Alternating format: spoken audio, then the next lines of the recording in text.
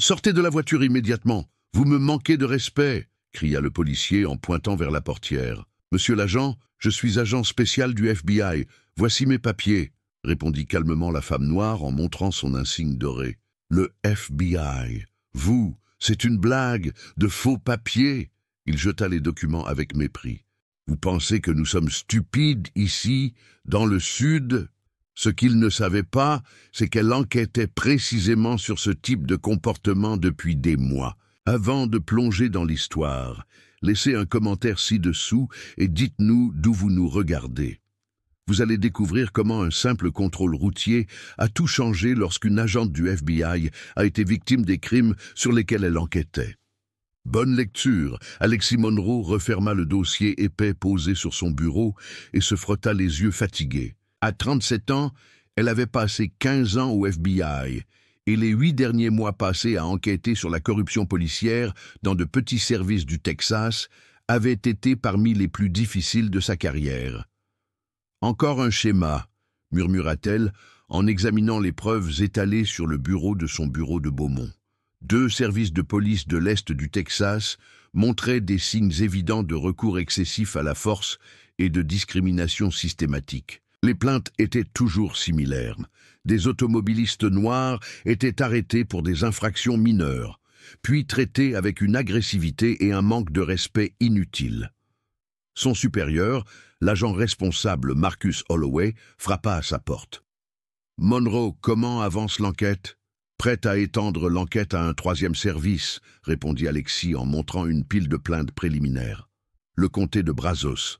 Même schéma que les 2 autres. » Holloway acquiesça. « Bon travail. Vous avez mon feu vert. » Ce soir-là, alors qu'Alexis rangeait ses dossiers, elle se sentait confiante mais prudente. Elle savait qu'enquêter sur les services de police ruraux pouvait être dangereux. Ce n'étaient pas des policiers de grandes villes soumis à la surveillance des médias, mais des agents de petites villes qui considéraient souvent les agents fédéraux comme des ennemis. Elle ferma son bureau à 18h30 et se dirigea vers sa Honda Accord argentée. Le trajet jusqu'à son domicile à Huntsville lui prendrait 45 minutes sur des routes de campagne. Alexis avait emménagé dans l'ancienne maison de sa grand-mère 2 ans auparavant afin d'être plus proche des communautés sur lesquelles elle enquêtait. « Encore 3 familles à interroger la semaine prochaine », pensa-t-elle en démarrant sa voiture. Les entretiens de la veille la perturbaient encore. 3 familles différentes, toutes décrivant le même traitement humiliant lors de contrôles routiers. En s'engageant sur l'autoroute 1774, Alexis était loin de se douter que dans 3 heures à peine, elle serait elle-même l'une de ses victimes. L'ironie était parfaite et dévastatrice. L'enquêteuse était sur le point de vivre exactement ce qu'elle documentait depuis des mois. Alexis conduisait sa Honda sur la FM 1774 en direction de chez elle. Le trajet de 45 minutes était routinier. Elle le faisait 3 fois par semaine depuis 2 ans. Née et élevée à Houston, elle avait choisi de vivre dans la maison de sa grand-mère décédée afin de rester proche des communautés rurales sur lesquelles elle enquêtait. Elle repensa à l'appel téléphonique qu'elle avait reçu plus tôt dans la journée. Une nouvelle victime potentielle dans le comté de Brazos. Une infirmière de 28 ans qui affirmait qu'un policier l'avait forcée à sortir de sa voiture lors d'un contrôle de routine et l'avait fouillée de manière inappropriée. Encore un cas similaire, pensa Alexis. Elle vérifia sa vitesse, 108 km/h dans une zone limitée à 105 km/h. Techniquement, elle était en excès de vitesse. Alexis ralentit à 104 km/h. Une vieille habitude acquise lorsqu'elle était agent fédéral et qu'elle ne donnait jamais de raison pour ses contrôles.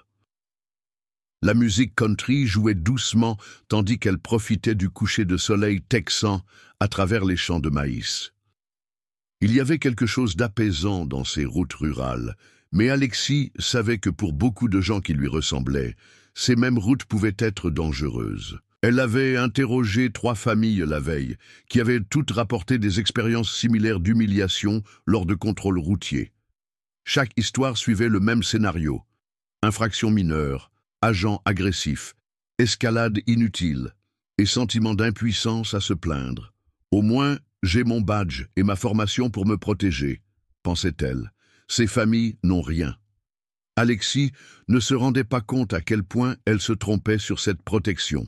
En moins d'une heure, elle allait découvrir qu'un badge ne signifiait rien pour un agent qui avait déjà décidé de ce qu'il voyait en la regardant. La route paisible continuait alors que la nuit tombait sur l'est du Texas. Alexis se sentait en sécurité grâce à sa routine, sa formation et son autorité. Elle ne pouvait pas savoir que ces trois éléments allaient être remis en question avant qu'elle n'arrive chez elle. À 21h43, des gyrophares bleus sont apparus derrière Alexis. Elle a froncé les sourcils. Elle était sûre de respecter la limitation de vitesse. L'agent Derek Hutchinson, 31 ans et 6 ans dans les forces de l'ordre du comté de Brazos, avait vu la Honda passer sur la route de campagne et quelque chose l'avait dérangé. Ce n'était pas la vitesse. Il n'avait même pas vérifié son radar. C'était la combinaison. Une femme noire, une belle voiture, une route où ce genre de personnes apparaissait rarement. Alexis se gara sur le bas-côté, alluma ses feux de détresse, baissa partiellement ses vitres et posa ses mains sur le volant. C'était le protocole qu'elle avait appris non seulement en tant qu'agent, mais aussi en tant que femme noire dans le Sud. Hutchinson s'approcha d'un pas raide. « Permis et papier », dit-il froidement. « Puis-je vous demander la raison de ce contrôle, monsieur l'agent » répondit Alexis poliment. « C'est moi qui pose les questions. Permis de conduire et papier du véhicule. Maintenant. » Sa voix était empreinte d'une agressivité inutile qui alerta immédiatement Alexis. Elle reconnut ce ton. C'était le même que celui décrit par les victimes lors de ces entretiens.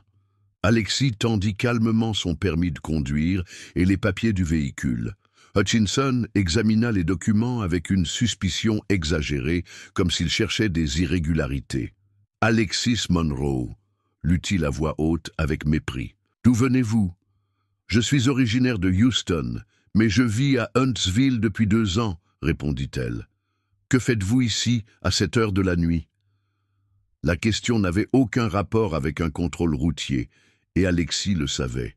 « Je rentre du travail, monsieur l'agent. »« Quel genre de travail ?» insista Hutchinson, dépassant clairement les limites légales d'un contrôle de routine. Alexis hésita.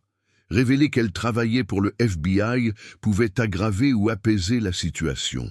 « Je travaille pour le gouvernement fédéral », répondit Alexis diplomatiquement. Hutchinson rit sarcastiquement. « Bien sûr, je parie que vous êtes très importante. » Son ton était chargé d'un sarcasme raciste qu'Alexis reconnut immédiatement. Elle comprit qu'elle avait affaire exactement au type de policier dont ses victimes s'étaient plaintes. « Quel genre de travail fédéral ?»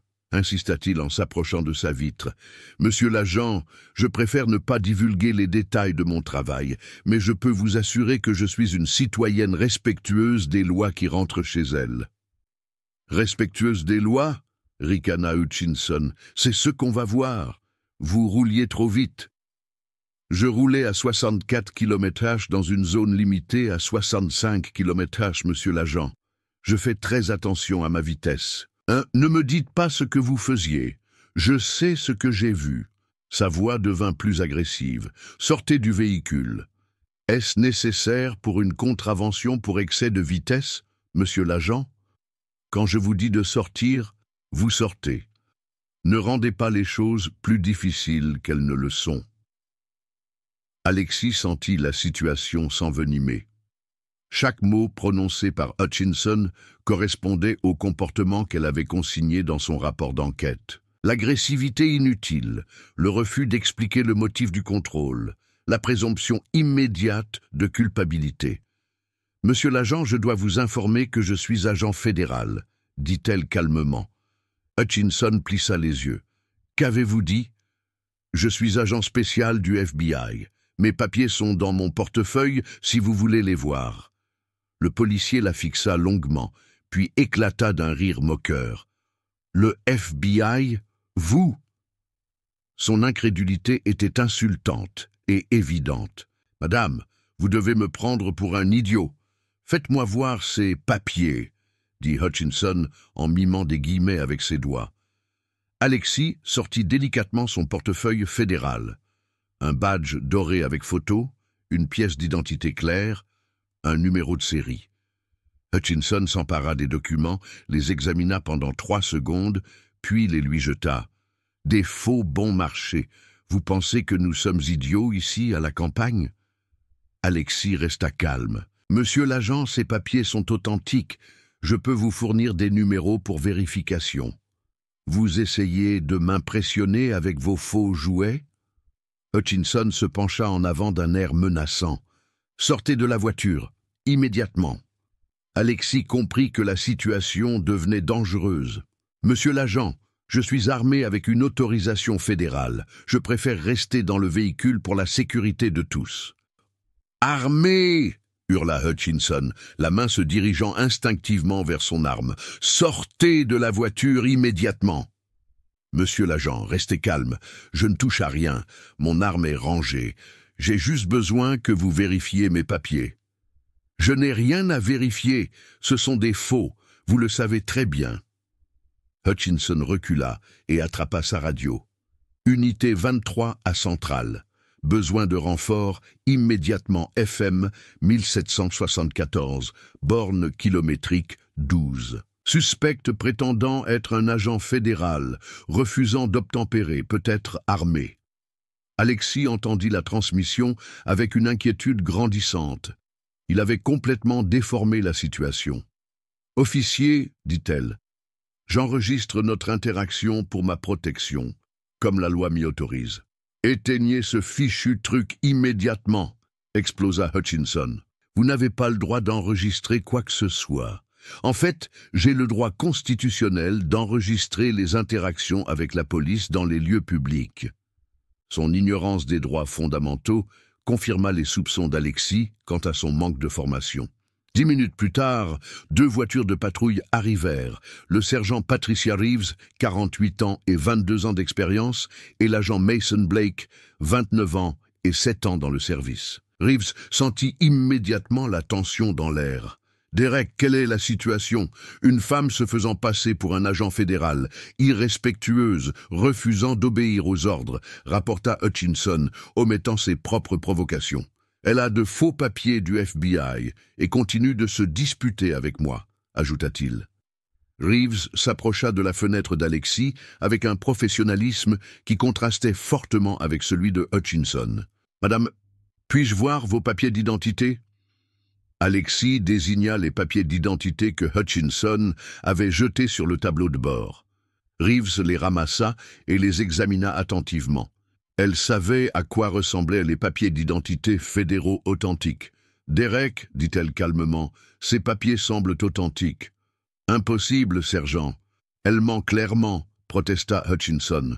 Reeves l'ignora et prit sa radio. « Centrale, vérification des papiers fédéraux. Agent spécial Alexis Monroe, matricule 2847 FBI. » L'attente sembla interminable. Enfin, Unité 15, confirmé.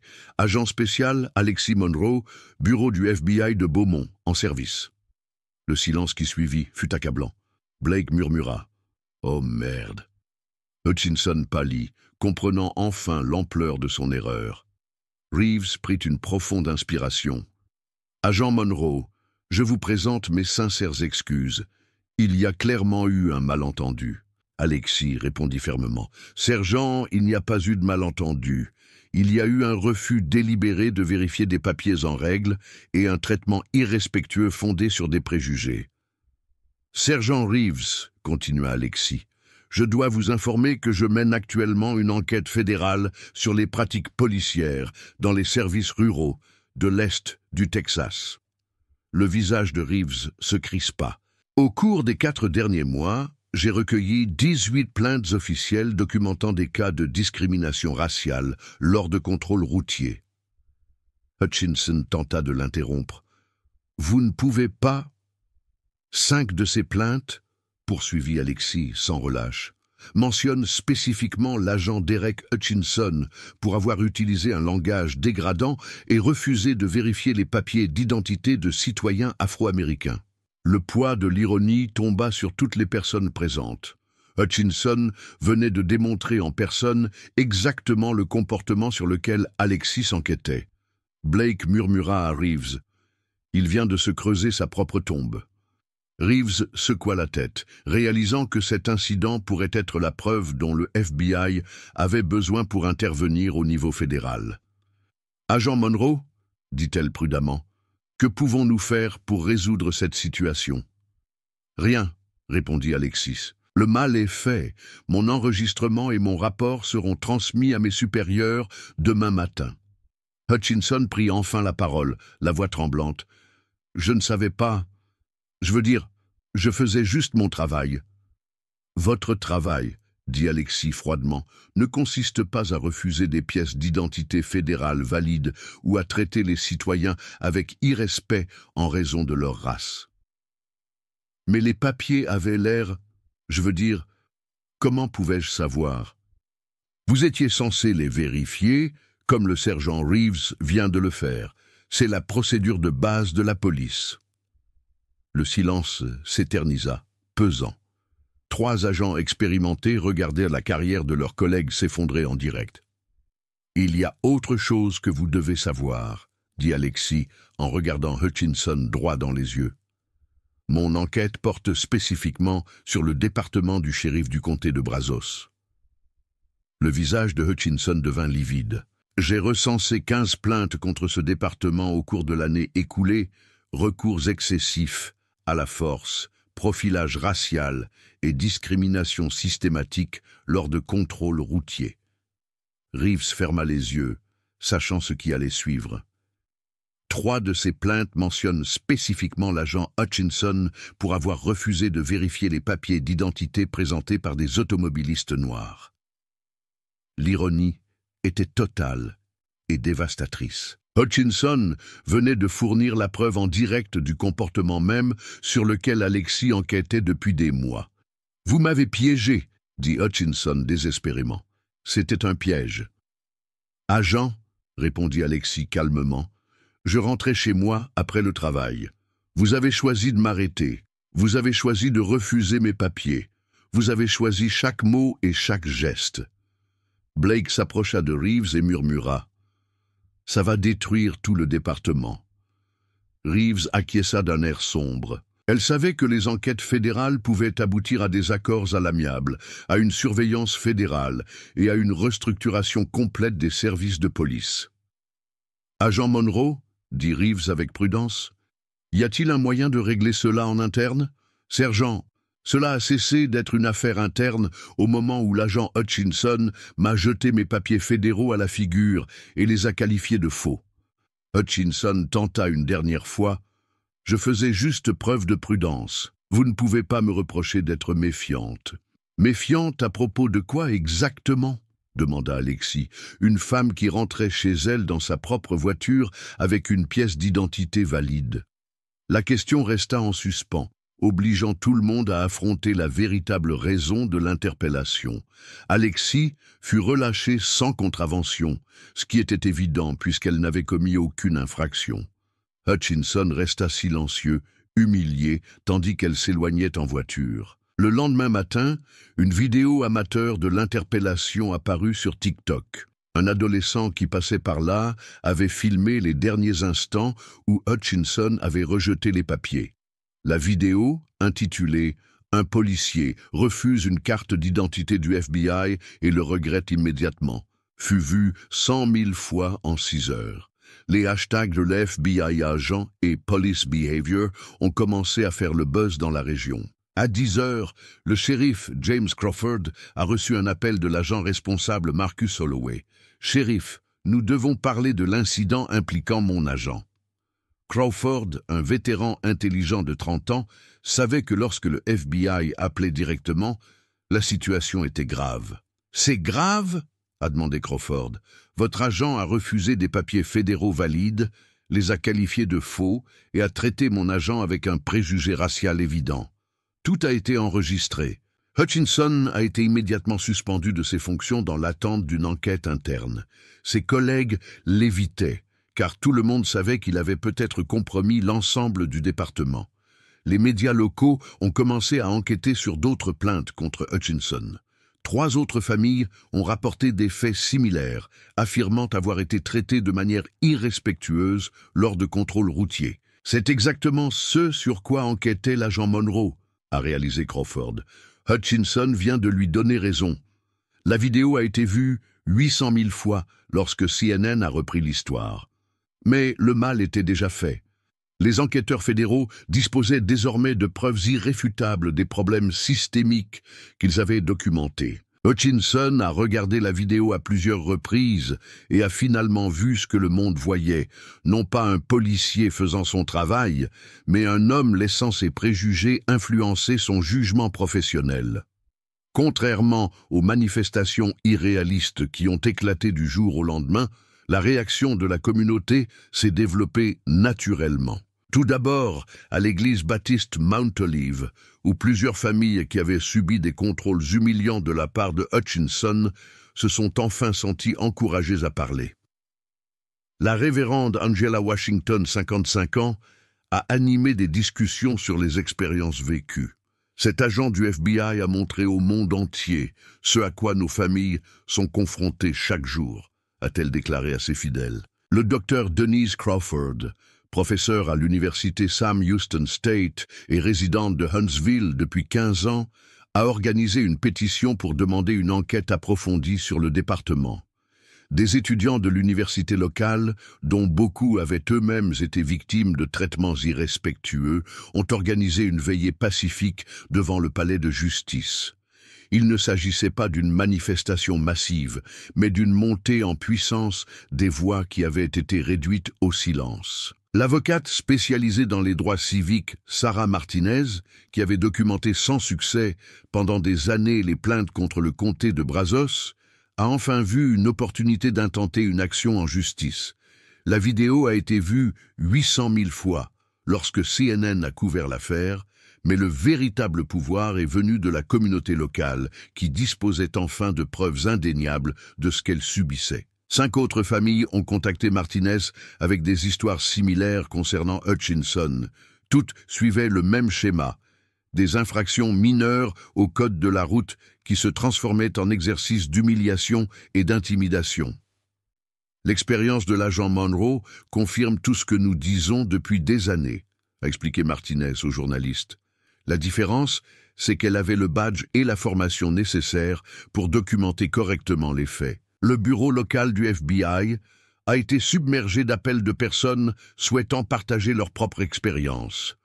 Ce qui avait commencé par un simple contrôle routier était devenu une fenêtre sur les problèmes systémiques que les communautés rurales subissaient en silence depuis des décennies. Grâce à l'enregistrement d'Alexis, le FBI a officiellement élargi son enquête au comté de Brazos. Alexis a été chargé de travailler avec un autre agent sur l'affaire afin d'éviter tout conflit d'intérêts. La division des droits civils du ministère de la Justice a ouvert une enquête parallèle. Alexis a fourni des informations cruciales. Ses précédents entretiens avec les victimes ont désormais gagné en crédibilité. 3 familles qui avaient peur de s'exprimer officiellement ont accepté de témoigner. L'assistante du procureur américain Jennifer Park a examiné les preuves. Agent Monroe, vous êtes accidentellement devenu à la fois enquêtrice et victime principale. Cela renforce considérablement notre dossier. Alexis s'est efforcée de séparer son expérience personnelle de l'enquête professionnelle. Elle a formé un autre agent pour mener son propre entretien en tant que victime. Elle n'a pas manqué de remarquer l'ironie de la situation. Après avoir passé des années à recueillir les témoignages d'autres personnes, elle devait maintenant raconter sa propre histoire comme preuve légale. « Mon expérience prouve que ce schéma existe », a-t-elle expliqué à son supérieur. « Mais je ne peux pas être celle qui enquête sur ma propre affaire. » L'enquête élargie a révélé des problèmes systématiques. 18 plaintes en 2 ans, toutes suivant le même schéma. Contrôles inutiles, interrogatoires agressifs, refus de vérifier l'identité et tactiques d'intimidation. Le nom de Hutchinson apparaissait dans 7 plaintes. D'autres agents avaient des comportements similaires, mais aucun n'était aussi documenté que le sien. Le contrôle de l'agent Monroe n'avait rien d'inhabituel pour ce service, a conclu Park. C'était simplement la première fois qu'il le faisait à quelqu'un qui pouvait se défendre efficacement. Les enquêteurs fédéraux ont interrogé 40 habitants pendant 3 semaines. Les mêmes récits se sont répétés. Des contrôles routiers qui se transformaient en démonstrations de pouvoir et en humiliation, visant en particulier les minorités et les jeunes. Derek Hutchinson a vu sa carrière lentement détruite. Suspendu sans salaire, il a perdu son appartement en 3 mois. Sa petite amie depuis 2 ans, l'infirmière Emily Santos, l'a d'abord soutenu, mais elle a peu à peu compris que ses problèmes étaient plus profonds. « Derek, pensais-tu vraiment qu'elle mentait au sujet du FBI ?» lui a-t-elle demandé. « Pourquoi n'as-tu pas vérifié ?» Hutchinson n'avait pas de réponse honnête. Ses collègues, qui le respectaient autrefois, l'évitaient désormais. Personne ne voulait être associé à quelqu'un qui avait agressé un agent fédéral. Son avocat, Thomas Mitchell, était d'un réalisme brutal. « Derek, tu es filmé en train de refuser des papiers d'identité valides du FBI. Il n'y a aucune défense possible. » Hutchinson regarda la vidéo à plusieurs reprises et finit par voir ce que le monde avait vu. Non pas un policier faisant son travail, mais un homme laissant ses préjugés contrôler ses actions. Pour la première fois, il s'interrogea honnêtement sur ses motivations. Pourquoi ai-je immédiatement supposé qu'elle mentait? La réponse était inconfortable. Il avait vu une femme noire dans une belle voiture sur une route de campagne et avait décidé qu'elle n'avait rien à faire là. Tout ce qui avait suivi n'était que justification de son préjugé initial. « Je suis devenu exactement le genre de policier que je m'étais juré de ne jamais être », a-t-il admis. Sa mère l'a appelé de Dallas. « Derek, j'ai vu la vidéo. Ce n'est pas comme ça que je t'ai élevé. » La déception dans sa voix lui a fait plus mal que de perdre son emploi. Hutchinson a réalisé qu'il avait non seulement ruiné sa carrière, mais aussi la réputation de sa famille et sa propre réputation. « Peut-être que je le méritais, » a-t-il pensé. « Peut-être que j'avais besoin de voir ce que j'étais devenu. » Pour la première fois de sa vie d'adulte, Hutchinson a commencé à se demander s'il n'avait pas tort sur d'autres points que cet incident. 3 mois après l'incident, Alexis a accepté de participer à une table ronde à l'université Sam Houston State. Des étudiants en justice pénale, des professeurs et quelques policiers locaux se sont réunis pour une discussion franche. Marcus Johnson, un étudiant de 21 ans, a demandé « Comment avez-vous fait pour ne pas perdre votre sang-froid » Alexis a répondu « Parce que je savais que toute réaction émotionnelle serait utilisée pour justifier une escalade. » L'officier chevronné Carlos Mendez a admis « Agent Monroe, votre affaire m'a obligé à examiner mes propres préjugés. J'ai reconnu certains de mes propres comportements. » La conversation a évolué vers des discussions sur la formation aux préjugés implicites, la responsabilité et la manière dont les communautés peuvent exiger une meilleure police. Le docteur Crawford a fait remarquer « Nous ne voulons pas diaboliser les policiers, nous voulons qu'ils soient meilleurs. » Alexis a acquiescé. La plupart des agents font leur travail correctement, mais les systèmes qui protègent les mauvais nuisent aussi aux bons. Une jeune femme noire dans le public a raconté « J'ai été arrêté 3 fois en 2 ans, même route, même heure, en allant au travail. À chaque fois, c'était des agents différents. » La discussion a révélé des schémas qui dépassaient le cadre des agents individuels pour toucher la culture du département et les lacunes en matière de formation. Le changement doit venir de l'intérieur et de l'extérieur, a expliqué Alexis. Les agents qui gardent le silence sur les mauvais comportements les encouragent. Mendez a acquiescé. La vidéo de l'agent Monroe a rendu impossible de rester silencieux. Le panel a semé les graines d'un changement local à long terme. Les étudiants ont parlé des carrières dans les forces de l'ordre avec une nouvelle compréhension. Les agents ont discuté de la mise en place de meilleures mesures de formation et de responsabilité. Plus important encore, les membres de la communauté se sont sentis écoutés et validés après des années d'indifférence. 6 mois après l'incident, Alexis a accepté une interview avec la journaliste d'investigation Maria Santos. Elle ne cherchait pas à se venger, mais à sensibiliser. Il ne s'agissait pas du fait que je sois au FBI, il s'agissait du fait que je sois une femme noire sur une route de campagne qui n'avait pas fait preuve de suffisamment de soumission. Alexis a proposé des solutions concrètes. Formation obligatoire sur les préjugés implicites, protocole clair pour la vérification d'identité, supervision régulière des contrôles routiers. Elle a annoncé que tout règlement financier servirait à financer des programmes de formation pour les petits services de police ruraux. L'interview a été vue par 2 millions de personnes dans la région. Plus important encore, elle a incité d'autres victimes à s'exprimer. Alexis a reçu 50 emails de personnes partageant des expériences similaires. Elle a réalisé que son histoire personnelle avait déclenché un débat nécessaire sur le respect dans les services de police. « Je ne veux pas qu'on se souvienne de moi comme d'une victime », a-t-elle déclaré à Santos. « Je veux que mon expérience empêche d'autres personnes de vivre la même chose. » Le FBI a commencé à recevoir des appels de service demandant une formation volontaire sur les procédures appropriées et la reconnaissance des préjugés. Plusieurs shérifs ont admis qu'ils avaient besoin d'aide pour résoudre les problèmes culturels au sein de leur service. Alexis a commencé à prendre la parole dans les académies de police du Texas. « Votre badge vous donne de l'autorité », a-t-elle déclaré aux nouvelles recrues. Mais l'autorité sans respect devient de l'oppression.